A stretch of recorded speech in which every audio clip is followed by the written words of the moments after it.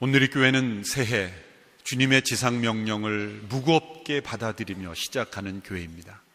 가벼운 마음으로, 즐거운 마음으로 그렇게 한 해를 시작하면 얼마나 좋겠습니까? 라는 그런 생각을 해볼 수도 있습니다만은, 교회가 교회다워지는 것, 우리의 믿음이 믿음다워지는 것, 성도가 성도다워지는 것은 주님의 말씀, 주님의 명령을 우리의 생애의 가장 중요한 말씀으로, 권위 있는 말씀으로, 무게 있는 말씀으로 받아들이며 순종할 때 교회가 교회다워지는 줄로 믿습니다. 저는 오늘의 교회 30년의 역사 가운데 오늘의 교회 중심을 지켜주었던 것은 우리의 어떤 아이디어가 아닙니다. 새로운 제도가 아니었습니다. 어떤 프로그램이 아니었습니다. 그것은 주님의 명령이었습니다. 주님의 말씀이 우리를 주장하고 주님의 말씀으로부터 나오는 비전이 우리를 이끌어 갔을 때 오늘의 교회가 건강하게 세워져 왔는 줄로 믿습니다. 2,000명의 선교사 파송은 한 교회가 품을 수 있는 인간의 생각으로는 감당할 수 없는 비전입니다. 그러나 말씀으로부터 나온, 하나님으로부터 나오는 비전을 우리가 불평하지 않고 피하지 않고 묵묵히 순종해온 지난 30년의 역사를 되돌아볼 때 우리의 능력이 아닌 하나님의 능력으로 이루어지고 있고, 그리고 쓰임받았음을 우리는 감사할 수가 있습니다. 이것은 우리의 성취가 아닙니다. 우리가 이뤄낸 그런 업적이 아닙니다. 우리는 묵묵히 순종할 뿐이고 주님의 말씀과 권위와 비전이 우리에게 가장 중요한 그러한 살아있는 능력이 되는 교회인 것입니다. 하용조 목사님이 꿈꾼 교회는 어떤 지도자나 사람에 의해서 움직여지는 교회가 아니라 말씀으로부터 나오는 비전이 이끌어가는 그런 교회입니다. 시대와 시대를 넘어서 계속해서 주의 말씀이 살아 역사하고 주님의 말씀으로부터 나오는 비전이 이끌어가는 온 성도가 그 비전에 의해서 움직여질 때 교회는 교회다워지는 줄로 믿습니다. 때로는 저희에게 하나님께서 선교로 부르심을 주셨을 때 감당하기 힘든, 인간적으로 생각할 때는 감당해야 될 무게가 짓누를 때가 있어요. 수많은 해외 선교사님들 파송해서 우리가 돌보고 후원하고 CGN TV를 통해서 위성 선교를 하고 가끔은 새벽에 잠이 깨면 잠이 다시 안 올 때가 있어요. 이걸 어떻게 감당하나? 그건 인간적인 생각이고 인간의 두려움과 염려이죠.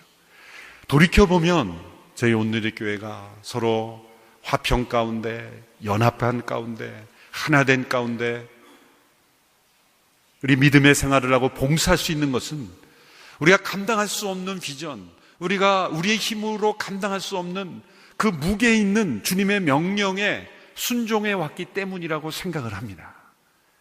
만일 이 많은 힘과 에너지와 여력을 선교에 우리가 헌신하지 않았더라면, 그리고 우리가 많은 성도들이 모이는 교회가 됐더라면 어쩌면 우리 교회 안에 좋지 않은 소문, 좋지 않은 소식들, 있어서는 안 되는 문제들이 있는 또 하나의 교회가 되어갈 수도 있었을 것이다. 그런 오늘의 교회 가장 중요한 선교의 명령에 우리 모두가 전심으로 순종하는 그런 교회로 묵묵히 순종해 왔기에 주님께서 교회를 지켜주시고 인도해 주셨다고 믿습니다. 교회를 교회답게 하는 것, 그것은 선교입니다. 주님의 지상명령에 온전히 순종할 때 주님께서 앞으로도 오늘의 교회를 주님께서 더 귀하게 사용하여 주실 줄로 믿습니다. 우리 자신의 자랑이 아니라 단순히 주님의 명령에 대한 순종 그 자체, 순종이 그 자체가 기쁨이 되고 은혜가 되고 쓰임받는 기쁨이 되는 그런 오늘의 교회를 우리 모두가 꿈꾸면서 2016년도 새해를 우리 함께 시작하면 좋겠습니다. 복음이 유대를 넘어 온 땅끝까지 이르러 증거되는 일에 가장 쓰임받은 일꾼이 있다면 사도 바울일 것입니다. 아시아와 유럽 대륙을 관통하며 수차례 여행을 통해 많은 사람들을 예수 믿게 했던 것도 쓰임받은 것이지만 그의 행적과 또 그의 서신들이 신약 성경으로 우리에게 보관돼요. 오고 오는 모든 세대들이 그 기록을 읽으면서 성령의 역사를 체험하는 일에 쓰임 받았기 때문입니다. 얼마나 귀한 인물입니까? 그런데 신약 성경 사도행전이 우리에게 가르쳐 주는 것은 그렇게 쓰임 받은 사도 바울이 가장 초기 예루살렘 교회에 가장 강하게 악하게 주님을 대적하고 교회를 핍박하였던 인물이었다는 것을 우리에게 알려주고 있습니다. 소위 NT 교회, NT 기독교의 원조다 이렇게 말할 수가 있는 인물이 바로 사도 바울이에요. 그런 인물을 주님께서 만나주시고 구원하여 주실 뿐만 아니라 그를 택한 그릇으로 사용하셔서 복음이 열방에 전해지도록 하신 것, 그것이 바로 복음의 능력이요 우리 주님의 사랑인 줄로 믿습니다. 복음은 단지 전해지는 것뿐만 아니라 그 전해지는 통로가 되는 사람을 통해서 변화되어 전해지는 것입니다. 그게 세상의 기쁜 소식과 다른 점입니다. 복음을 전하는 그 자신이 변화를 받아 그 복음의 위대한 능력을 체험함으로 전해지는 것, 그것이 복음인 거죠. 복음을 대적하고 예수님을 대적하고 교회를 핍박하였던 자가 복음의 일꾼이요 주님의 증거자가 되는 것, 이것이 바로 주님이 살아계시며 또한 살아있는 복음의 능력을 우리에게 보여주는 것이죠. 사울의 이름이 제일 처음 등장한 것은 스데반 집사님이 순교하는 사도행전 6장이죠. 사람들이 스데반을 돌로 친 자들이 그 증거로 자신들의 겉옷을 사울의 발 앞에 사울이라는 청년의 발 앞에 두었다고 했습니다. 그 행위는 그 처형이 스데반의 처형의 중심적인 역할을, 주도적인 역할을 했던 사람이 바로 사울이라는 것을 보여주는 것입니다. 그는 스데반의 죽음을 당연하게 생각했습니다. 스데반이 죽은 후 그리스도인들이 흩어졌습니다. 그런데 사울은 거기에서 만족하지 않았습니다. 그의 마음속은 그들이 어디 있든지 간에 지구 끝에 있다 할지라도 거기까지 쫓아가서라도 그들을 제거하고 그들을 처형하는 것이 곧 유일하신 하나님께 대한 충성이라고 믿었기 때문입니다. 그래서 그는 초기 예루살렘 교회 성도들이 흩어져 있었지만 흩어진 그리스도인들까지 추적하여 그들을 다시 붙잡아 와서 처형하는 계획을 세웁니다. 대제사장에게 건의를 합니다. 가장 많이 그리스도인들이 흩어져 있는 다메섹, 오늘날의 시리아, 수리아의 지역이죠. 다마스커스까지 가서 그들을 붙잡아 오겠습니다. 그러니 협조공문, 모든 흩어진 회당장들이 사울의 이 일에 협조하라는 공식적인 공문을 받고 권위를 부여받아 그는 다마스커스로 떠나는 거죠.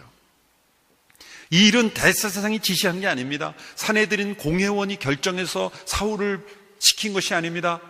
사울이 주도적으로 계획을 하고 그리고 대제사장을 설득해서 만들어가고 있는 거죠. 그는 단순히 예수 믿는 사람들을 마음으로 싫어하고 보기 싫어하는 정도가 아니라 주도적으로 계획하며 실행하는 열정을 다해서 자신의 젊음을 불태우고 있는 핍박자로서, 박해자로서 등장하게 됩니다. 그의 마음속에는 유일하신 하나님, 그 하나님께 대한 충성이 곧 예수 그리스도를 살아계신 하나님이라 따르며 주와 그리스도로 고백하는 자들을 제거하는 이 이단과 같은 무리들을 제거하는 것이 자신의 소명이라고 여겼다는 거예요. 여러분, 사람이 열정을 다해서 무엇인가를 추진하고 노력하지만 그 열정 이면의 무서운 독소를 못 볼 때가 있습니다. 어떤 이념에 사로잡혀 그것이 최고의 이념인 줄 알고 열정을 불태우지만 과연 그 이념이 자기의 생명을 바칠 만한 그러한 옳은 것인가 라는 것에 대해서 분별하지 못하고 뛰어드는 사람들이 있습니다. 더군다나 이 사울의 행동을 보면 한 청교도 성경 연구가는 이 사울의 행동을 심리적으로 보면 과잉 행동이다 이렇게 분석을 합니다. 저는 공감을 합니다. 저 자신의 경험을 통해서도 보면 사람이요, 괜히 분노가 더 심하게 나오는 거는 뭔가 불안하다는 거예요. 자기가 옳다는 것을 증명하려고 할 때 사람들은 더 흥분합니다. 실제 흥분은 그렇게 안 해도 되는데 지나치게 흥분하는 건요, 자기가 옳지 않다는 걸 일부 인정하는 거예요. 자기가 정말 옳고 하나님 앞에 떳떳한 사람은 그렇게 흥분 안 합니다. 조금 흥분돼도 가라앉힙니다. 끝냅니다. 지나친 흥분, 지나친 분노, 지나친 어떤 열정은 때로는 자기 마음속에 있는 불안감을 감추고 자기를 정당화하려는 어떤 시도일 수 있는 거죠. 근거가 무엇입니까? 사울은 스데반이 돌에 맞아 죽을 때 그 현장에 있었습니다. 그는 이해할 수 없는 모습을 보았죠. 처벌을 받는 자가 처벌하는 자를 용서하며 천사의 얼굴을 하며 죽어가는 그 스데반의 얼굴을 그 사울은 잊을 수가 없었을 겁니다. 무엇인가 자기가 졌다라고 하는 그런 생각이 들 수밖에 없었을 거예요. 마땅히 처벌을 받아 지금 자기는 공의를 집행하는 건데 누가 누구를 용서한단 말이가. 그리고 천사의 얼굴을 하며 자신을 욕하며 죽이는 자들을 용서하는 그 스데반 집사의 얼굴을 보면서, 그 성령 충만한 얼굴을 보면서 사울은 심상치 않는 느낌을 들었을 겁니다. 어쩌면 저 스데반이 옳고 내가 틀렸을지도 모르지 않을까. 그 불안감이 저는 틀림없이 성령님께서 그의 영혼에 뚫고 들어오는 시점이었다고 생각해요. 그러나 그것을 억누릅니다. 그것을 감추고 싶습니다. 인정하고 싶지 않습니다. 자신이 옳다라는 것을 계속 정당하고 싶습니다. 그 액션이 바로 다메섹까지 쫓아가서 사람들을 잡아다가 처형하는 것에 그런 행동으로 나왔다고 보는 충분한 근거가 되는 거죠. 그가 후에 아그리빠 왕 앞에서 자신을 변호하는 것이 사도행전 26장에 나오죠. 그가 어느 정도 심하게 했는지를 26장 9절에서 11절에 이렇게 아그리빠 왕 앞에서 고백하죠. 제가 읽어보겠습니다. 저도 한때는 나사렛 예수의 이름을 반대하기 위해서라면 무엇이든 다 해야 한다고 확신했던 사람입니다. 제가 예루살렘에서 했던 일이 바로 그런 일입니다. 대제사장의 고난을 받아 많은 성도들을 감옥에 가두었고 그들이 죽임을 당할 때 찬송했습니다. 여러 회당들을 다니며 그들을 여러 번 처벌했으며 강제로 그들에게 모독하는 말을 하도록 했습니다. 그들에게 격분한 나머지 다른 나라 도시까지도 찾아가 핍박했습니다. 이 고백을 보면 스데반 집사님의 처형만이 아니었다는 걸 알 수가 있습니다. 많은 사람들, 여러 사람들을 감옥에 가두고 죽임당할 때 찬성하고 모독하고 격분하고 그리고 다른 도시에까지 핍박했다는 거예요. 기록되지 않은 많은 핍박들이 이미 있었다는 거죠. 사도행전이 주는 충격은 바로 이러한 핍박자, 박해자, 대적자를 주님께서 만나주시고 부활하신 주님께서 그를 찾아와 주시고 그를 만나주실 뿐만 아니라 그를 복음의 증거자로, 복음의 전달자로, 주님의 대리자로 주님께서 불러주셨다는 거예요. 놀라셔야 됩니다. 여러분 표정 보니까 그게 뭐 영어로 so what 그러시면 안 됩니다. 놀라야 돼요. 여기서 제가 여러분을 놀랍게 해드리지 못한 건 저희 책임이지만 여러분 자신도 이 사실을 깊이 묵상하면서 좀 집에 가서라도 놀라야 돼요. 이 시간에 다 놀랄 필요는 없어요. 때로는 토요일쯤 돼서 놀랄 수도 있어요. 사람마다 그건 다를 수 있지만 어쨌든 이 사실에 우리가 놀라지 않으면 그 복음의 영광과 주님의 임재의 그 놀라움을 우리는 다 잃어버리는 거예요. 사도 바울이란 한 위대한 사람이 똑똑하고 잘나고 능력이 있어서 쓰임받은 것밖에 그거 아니에요.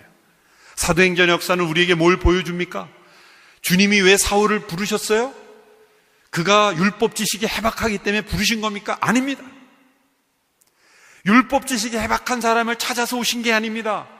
율법 지식이 필요했더라면 평범한 어부인 베드로로 하여금 빠른 시일 내에 율법을 깨닫게 하셔서 율법 지식을 사용하실 수도 있는 주님이십니다. 바울의 헬라어 실력이 탁월했기 때문에 그를 부르신 것일까요? 아닙니다. 다른 야고보 제자들 지극히 평범한 사람들로 하여금 헬라어 방언을 주시서라도 헬라어를 하게 하실 수 있는 하나님이십니다. 오순절 다락방에서 외국어 방언이 임했잖아요. 난 곳 방언으로 각기 그들이 난 곳으로 들었지 않습니까? 그런 기적도 일으킬 수 있는 하나님이시네. 헬라어 잘하는 사람 찾아서 사울, 너가 헬라어 최고야. 너가 필요해. 복음이 전달되기 위해서는 헬라어 실력자가 그게 아닙니다. 절대 아닙니다. 저도 한때 사울의 인생을 해석하면서 그가 헬라어도 잘하고 다문화권에서 여러 문화도 경험해봤기 때문에 다른 사람보다 훨씬 더 다문화권 선교사로 맞기 때문에 부르셨다라고 생각했는데 아닙니다. 오늘 이번에 말씀을 준비해서 보니까 절대 아니에요. 다문화권에 능통한 사람이었기 때문에 그를 부르셨을까? 아닙니다. 유일한 이유는 그가 복음의 대적자였고 핍박자였고 그리고 박해자였기 때문이에요. 여러분 주변에 혹시 예수 믿는 사람 싫어하고 괜히 예수님 막 부정하고 그러면 이렇게 한마디 해주세요. 그러다가 전도자로 부르실 거야. 주님의 부르심은 우리의 이해를 뛰어넘어요. 성경 속에 하나님이 부르신 사람들을 보면 우리의 측량과 계획을 뛰어넘습니다. 믿음의 조상을 부르실 때 누구를 부르셨습니까? 아브라함을 부르셨어요. 하나님께서 아브라함을 왜 선택하셨는가를 보면 우리가 생각하는 조건과 정반대예요. 새로운 인류의 조상, 새로운 믿음의 인류를 하나님께서 부르실 때 합당한 사람은 사실 욥과 같은 인물이죠. 여러분 욥이 시편 그 구약 성경에 그 근처에 있기 때문에 자꾸 이 시편 다윗 시대라고 생각하는데 창세기 시대입니다. 욥은 창세기 시대 인물이에요. 그러므로 아브라함 시대와 거의 비슷한 시대라고 볼 수도 있어요. 그러면 믿음의 조상에 합당한 사람은 조상 때부터 경건한 믿음을 지켜온 욥과 같은 믿음의 사람이 합당하지 않을까요? 하나님이 무슨 말씀하셔도 아는. 그런데 그런 욥에게는 엄청난 고난만 주시고 아브라함 그는 갈대아 우르에서 우상을 섬기던 가문에서 하나님도 모르고 그러한 사람을 믿음의 조상으로 불러주셨어요. 거꾸로 된 것 같아요. 우상을 섬기는 아브라함에게는 고난을 그냥 엄청나게 부어주시고 욥은 믿음의 조상으로 불러서 내가 너와 함께하고 내게 복을 주고 널 복의 근원이 되게 하리라. 그 약속에 어울리는 것 같은데 도무지 우리가 생각할 땐 안 어울리는 조합을 하나님은 부르셨다는 거예요.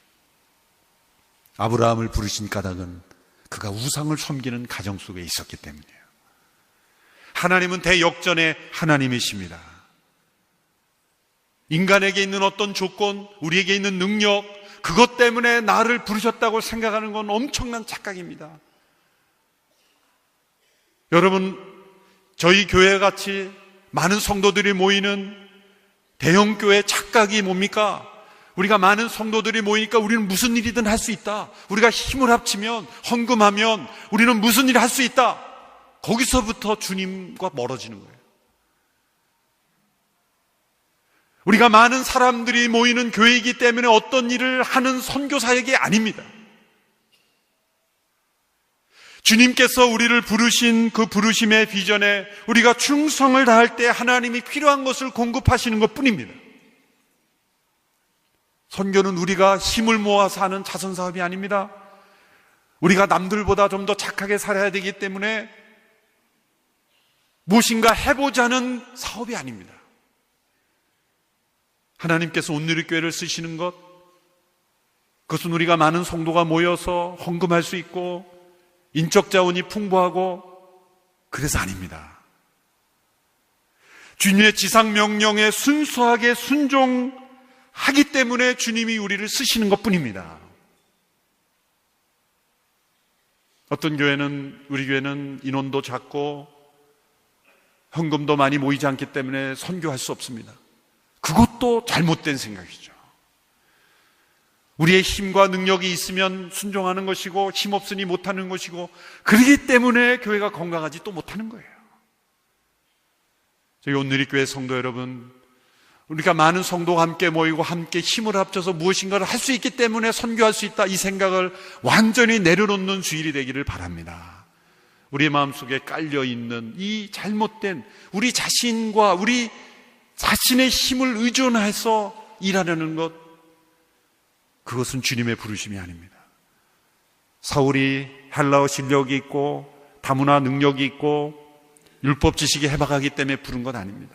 우리가 교양 있고 남들보다 분별력 있고 똑똑하고 야만인 같지 않고 영적인 분별력이 있어서 예수 믿는 게 뭔지를 깨달아서 우리가 선택해서 보다 더 이타적인 삶을 살기 위해서 헌금 모아서 사업하는 게 선교가 아닙니다.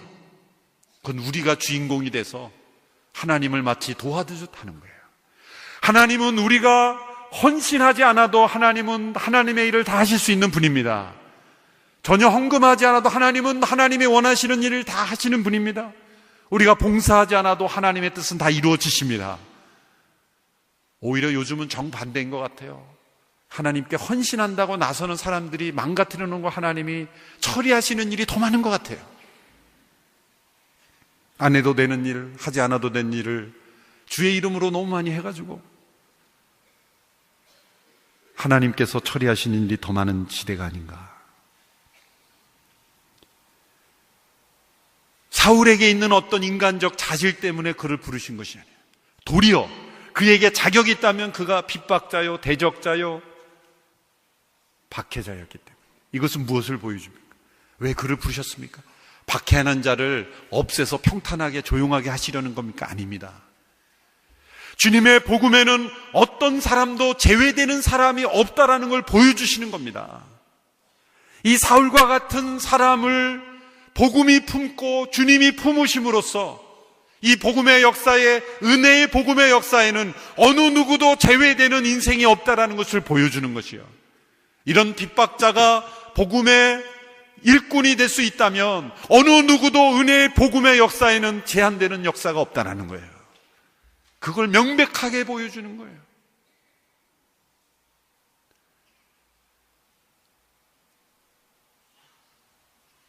갑자기 주님께서 사울을 찾아오셨죠.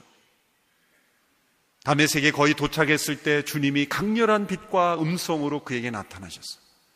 오늘 본문 9장 3절에서 6절의 말씀을 같이 읽어보겠습니다. 시작. 사울이 길을 떠나 다메섹 가까이 도착했을 때 갑자기 하늘에서 빛이 비쳐 그를 둘러쌌습니다. 사울이 땅에 들어졌습니다.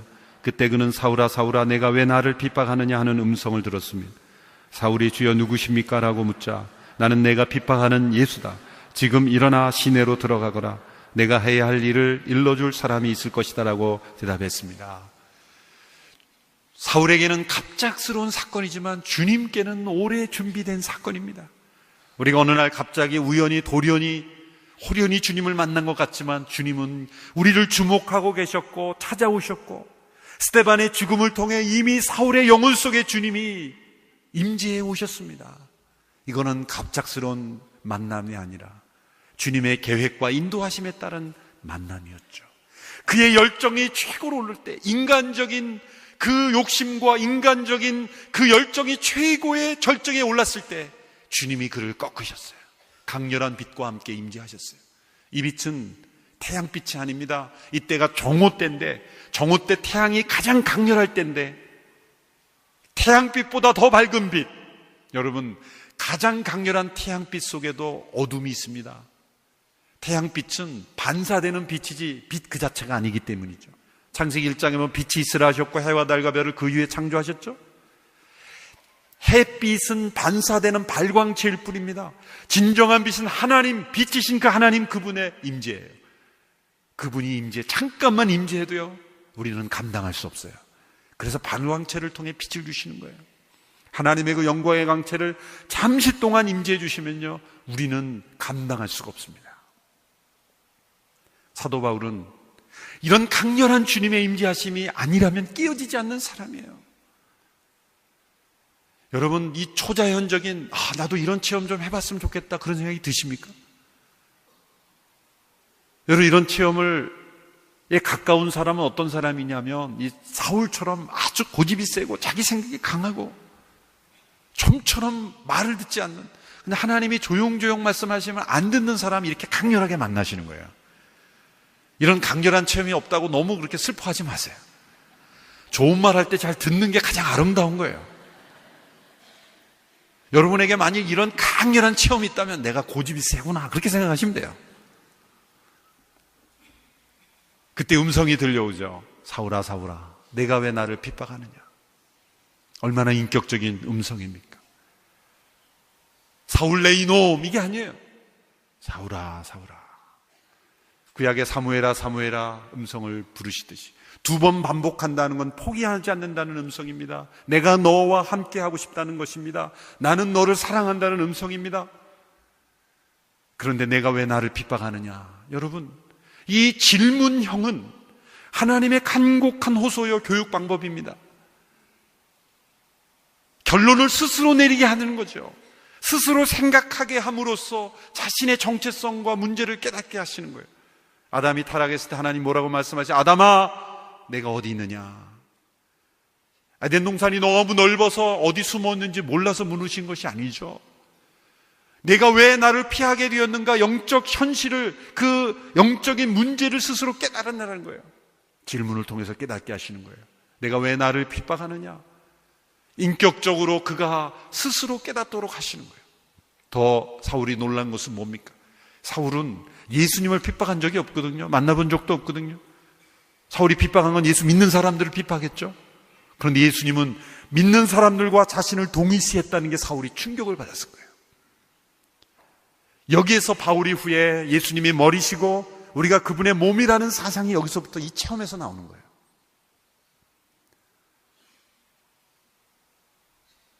예수님은 주님을 따르는 믿는 자들과 함께 연결되어 있는, 그분은 머리시고 우리의 그분의 몸이시라는 것을 말씀해 주고 계신 거예요.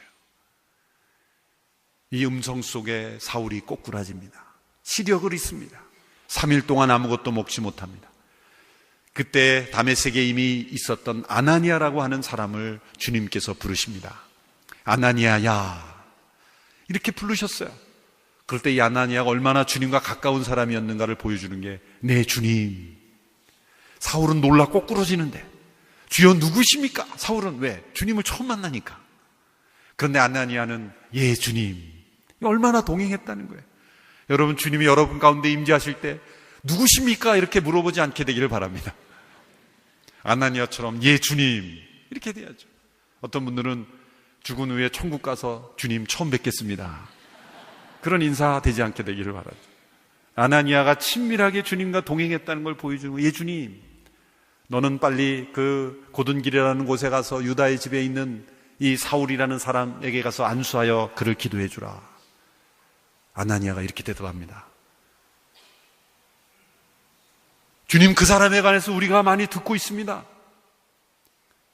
그는 예루살렘에 있을 때 스데반 집사님 처형하는데 앞장섰고 믿는 사람들을 핍박했고, 지금 다메섹에 온 것도 바로 믿는 이들을 잡아가려고 온 사람입니다. 결론은 뭡니까? 안 됩니다. 그 사람이 어떤 사람인데 가서 기도해 줍니까? 당연한 반응이죠. 아나니아는 그렇게 예 주님, 그렇게 대답할 수 있는 이 친밀한 주님과의 동행하는 사람이었지만 아직도 주의 마음을 품지 못하고 있는 거예요. 잃어버린 영혼을 향한, 열방을 향한, 땅끝을 향한, 이방인을 향한 주님의 선교의 마음을 품고 있지 못하는 걸 아나니아에게서 나타나죠. 아나니아가 예 알겠습니다, 가겠습니다 그러지 않았어요. 안 되는 이유를 댔죠. 그 사람 우리가 압니다. 그 사람 핍박자요, 박해자요, 대적자입니다.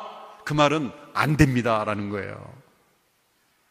아나니아는 사울이란 사람은 구원의 대상에서 제외시키고 있는 거예요. 사울이란 사람은 절대 주님이 쓰실 수도 없고 써서도 안 된다고 생각이 있는 거예요. 여러분, 예수님을 잘 믿고 아나니아처럼 주님의 음성을 듣고 동행하는 사람들도 우리 마음속에 이런 마음이 있어요. 우리가 굳이 전 세계에 모르는 사람에게까지, 우리 주변에도 불우한 이웃이 많은데 저 멀리까지 우리가 가서 할 필요 있나? 저런 무슬림에게 가서 꼭 복음 전해야 되나?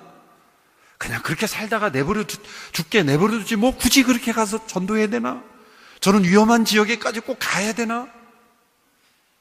그런 사람들은 순교는 불합리한 거로 보입니다.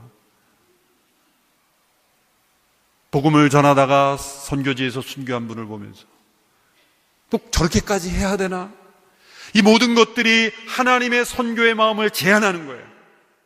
사울을 보면서 사울 우리가 아는 사람입니다. 저 사람을 왜 가서 기도해 줍니까?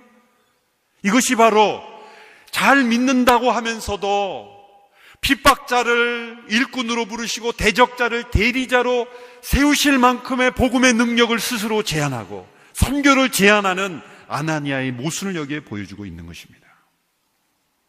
그러나 주님은 뭐라고 말씀하셨어요? 오늘 본문 15장 16절에 아나니아를 책망하시듯이 이렇게 말씀해요. 15절 16절 우리 같이 읽어볼까요? 시작. 그러자 주께서 아나니아에게 이렇게 말씀하셨습니다. 9장 15절 16절. 그러자 주께서 아나니아에게 이렇게 말씀하셨습니다. 가거라. 이 사람은 이방 사람들과 왕들과 이스라엘 사람들 앞에서 내 이름을 전하도록 선택한 내 도구다. 내 이름을 위해 그가 얼마나 많은 고난을 당해야 할지 내가 그에게 보여줄 것이다. 가거라. 가라 하는 거예요. 하나님이 책망하시는 거예요. 제안하고 대상을 제안하고 선교를 제안하고 우리의 생각대로 하고 싶으면 하고 원치 않는 사람은 하지 않고 전해야 될 사람과 전하지 말아야 될 사람을 제안하는 우리의 선교의 닫힌 지평을 열어주시면서 가거라. 이는 내가 택한 그릇이다. 이 얼마나 놀라운 주님이시요, 얼마나 놀라운 복음입니까? 복음의 능력은 대적자를 대리자로, 핍박자를 전도자로 변화시키는 능력이 있는 복음인 줄로 믿습니다. 우리가 이 말씀을 읽으면서 참 사울이라는 사람 대단하네 이렇게만 생각하지 마십시오. 우리 자신이 대적자였다는 것을 잊지 말아야 합니다. 저는 핍박한 적 없는데요. 물론 이 가운데는 핍박한 분도 있을 거예요. 가족들이, 자녀들이 예수 믿겠다 그럴 때 핍박했다가 이제 주님 앞에 엎드려서 오신 분도 있지만 그런 분들은 좀 실감 날 거예요. 나는 한 번도 핍박한 적이 없는데요. 정말 그럴까요? 주님의 말씀에 무관심하고 불순종하고 외면하고 주의 복음의 영광을 가리웠던, 이 세상에 빠져 혼미케 하는 이 세상의 영에 이끌려 살았다면 다 복음의 대적자였던 것입니다. 주님이 말씀하셔서 나와 함께하지 아니한 자는 나를 대적한 자니라. 적극적으로 주의 말씀에 순종하며 말씀 가운데 살아가지 않았다면 다 우리는 대적자였던 것입니다. 우리 한 사람 한 사람을 주님이 부르셔서 복음의 대리자로 불러주신 것, 사울을 부르신 것과 같은 원리라는 거죠. 그리스도인들을 붙잡으러 가려고 했던 사울이 그리스도께 붙잡힌 자가 되었어요. 그리스도인들을 핍박하렸던 사울이 그리스도를 위하여 핍박받는 자가 되었습니다. 그의 눈은, 육신의 눈은 잠시 멀었지만 그의 영안의 눈은 뜨게 되었습니다. 여러분이 사울에게서 일하는 모든 체험이 바로 저와 여러분에게 분명하게 있을 때 우리는 증거자로, 전도자로, 대리자로, 선교 공동체로 주님 앞에 순종할 수밖에 없을 것입니다. 여전히 교회 안에 교회를 출석하고 예배를 출석하지만 복음의 대적자와 같이 살고 있는 저희들의 모습이 있지 않은지 모릅니다. 주님이 이 자리에 우리 모두를 불러줍니다. 아무개야 아무개야, 내가 왜 나를 핍박하느냐, 내가 너를 택하여 불러노라. 온누리교회를 불러서 열방의 증인되게 하시는 주님 앞에 온전히 순종하는 우리 모두가 되기를 주의 이름으로 축원합니다. 기도하겠습니다. 사울과 같이 복음과 대적하여 이 세상 속에 살아가던 저희들을 불러주심을 감사하고, 복음의 대적자였던 저희들을 복음의 대리자로, 복음의 증거자로, 하나님의 선교자로 불러주신 것을 감사합니다. 이 사명 온전히 순종하는 우리 모두가 되게 하여 주시옵소서. 예수님의 이름으로 기도합니다. 아멘.